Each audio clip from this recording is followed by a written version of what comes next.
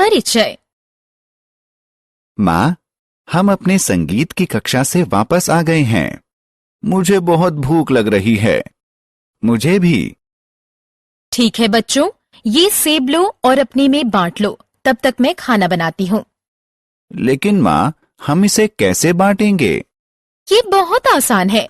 सेब को चाकू से 2 बराबर भाग में काटो ताकि तुम दोनों को सेब का आधा हिस्सा मिल सके। बच्चों, आज आप अपने दैनिक जीवन में भिन्न के बारे में सीखेंगे। हमारे साथ आओ। आओ सीखें।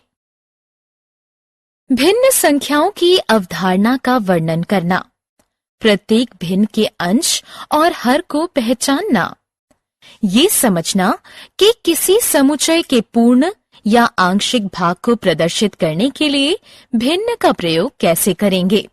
दैनिक जीवन में भिन्न संख्याओं के उपयोग पर चर्चा करना। भिन्न संख्याएं क्या होती हैं? क्या आप गिन सकते हैं कि यहाँ कितने वृत्त हैं? 1, 2, 3, 4, 5। यदि वृत्त का सिर्फ आधा भाग हो तो हम इसे कैसे गिनेंगे? जी हाँ, हम भिन्न का प्रयोग करेंगे। भिन्न संख्याएं वे संख्याएं हैं जो एक पूर्ण का एक भाग निरूपित करती है। अंश और हर। यहाँ एक पूरा जन्मदिन का केक है। आइए इसे छोटे टुकड़ों में काटें। यदि हम केक को बीच से काटें तो हमें 2 बराबर भाग प्राप्त होंगे। हर भाग पूरे केक का एक आधा है। हम इसे भिन्न के रूप में लिख सकते हैं। ये संख्या जो हर कहलाती है हमें बताती है कि एक पूर्ण में से कुल कितने भागों से मिलकर बना है। ऊपर की संख्या को अंश कहते हैं जो भागों की संख्या बताता है। अतः ये केक का एक आधा है और ये केक का 2 आधा है। इसलिए 2 को 2 से भाग देने पर आएगा 1, जो कि एक पूरा केक है। चतुर्थांश क्या है? आइए अब केक को 4 भाग में काटें। हर भाग केक के 1/4 भाग को निरूपित करता है। अतः भिन्न होगी 1/4। इसे चतुर्थांश भी कहते हैं। ये केक का 1/4 है, ये 2/4 है, ये 3/4 है और ये 4/4 है। 4 को 4 से भाग देंगे, भागफल 1 होगा। अतः 4/4 मिलकर एक पूरा केक बनाते हैं। आप केक को और अधिक भागों में बांट सकते हैं। आओ खेलें। सही भिन्न संख्या को उचित स्थान में लगाओ। भिन्न संख्याओं का मुद्रा में प्रयोग। 25 पैसे के इस सिक्के को देखें। 25 पैसा एक सिक्का 1 रुपए के सिक्के का 1/4 होता है। इस प्रकार 10 रुपए का एक नोट 50 रुपए के एक नोट का 1/5वां भाग होता है। अतः बच्चों, भिन्न संख्याओं का प्रयोग मुद्राओं में भी होता है। समूह में भिन्न संख्याएं।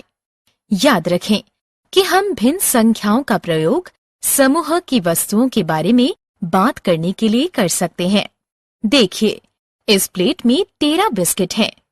ये हमारा हर है। लेकिन सभी बिस्किट एक ही प्रकार के नहीं हैं। उनमें से 6 चॉकलेट बिस्किट हैं, जबकि 7 मिल्क क्रीम वाले हैं। अतः वे अंश हैं। इसलिए हम कह सकते हैं कि ये 6 13वां चॉकलेट बिस्किट है और 7 13वां मिल्क क्रीम बिस्किट है। भिन्न संख्याओं का समय में प्रयोग। क्या हम समय को भिन्न में विभाजित कर सकते हैं? हाँ, इस घड़ी को देखो। घंटा एक पूर्ण संख्या होगी और मिनट उसका भाग होगा, क्योंकि एक घंटे में 60 मिनट होते हैं। इसलिए हर मिनट 1/60 भाग है। आप कह सकते हैं कि 20 मिनट 20/60 भाग के बराबर है और ये 1/3 के बराबर होगा। भिन्न संख्याओं के दूसरे प्रयोग। आप में से कितनों को संगीत पसंद है? बहुत अच्छे। हर किसी को संगीत पसंद है। संगीत में पूरा नोट, आधा नोट, एक चौथाई नोट होते हैं और वे सब एक दूसरे से जुड़े होते हैं। अतः दो आधे नोट की लंबाई एक पूरी नोट जितनी होती है और चार एक चौथाई नोट एक पूरी नोट की लंबाई के बराबर होते हैं। क्या ये अद्भुत नहीं है?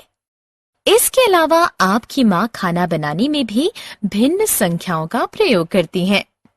आप अपने लिए एक कप चाय कैसे बनाएंगे? आपको आधा कप पानी की जरूरत होगी, है कि नहीं? अतः आपने देखा कि भिन्न संख्याएं हमारे दैनिक जीवन में हर जगह हैं और वे हमारे लिए बहुत उपयोगी हैं। हमने क्या चर्चा की? भिन्न संख्याएं वे संख्याएं हैं जो एक पूर्ण का एक भाग निरूपित करती है। अंश एक पूर्ण के अंशों की संख्या निरूपित करता है और हर पूर्ण के कुल भागों की संख्या को निरूपित करता है। दो आधे और चार एक चौथाई एक पूर्ण के बराबर होते हैं। भिन्न संख्याओं का प्रयोग मुद्रा, संगीत, सिनेमा और पाक कला और अन्य जगह होता है।